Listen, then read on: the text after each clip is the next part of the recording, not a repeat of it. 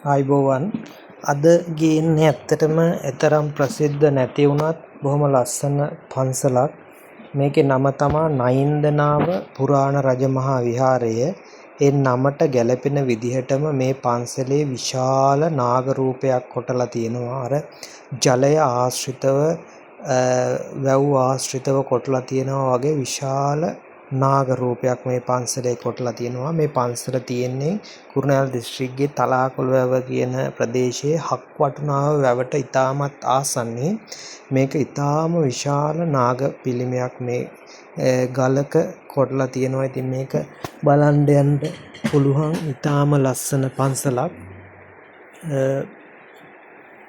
මේ තියෙන ඇත්තටම අඩි 12ක් විතර උසයි මේ කොටලා තියෙන නාග පිළිමය. මේක මම ඇත්තටම එහෙම කොහේවත් මෙච්චර විශාලව මේ නාග මූර්තියක් කොටලා ගලක කොටලා තියෙනවා දැකලා නැහැ.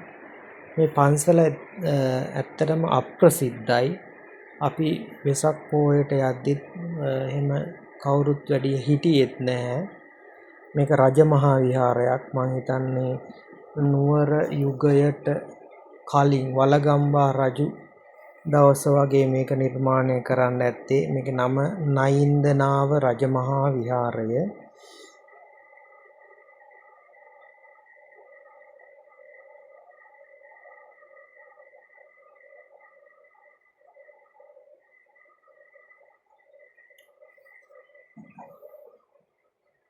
මේක ගත්තාම ඇත්තටම පැරණි බුදු පිළිම නෙලපු අඹපු කුටි තියෙනවා.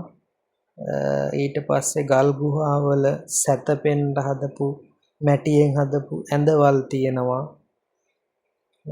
විහාර මන්දිරයක් ඇත්තටම ඇතුලේ ගල් ගෙය ඇතුලේ විහාර මන්දිරය බොහොම අලංකාරව හදලා තියෙනවා. මේ පේන දොරවලුවස්ස ඇතුළට ගියපුවම ටිකක් අන්ධකාරයි. හැබැයි බොහොම ලස්සන බුදු පිළිම වහන්සේ පැරණි බුදු පිළිම වහන්සේලා මෙහි වැඩ ඉන්නවා.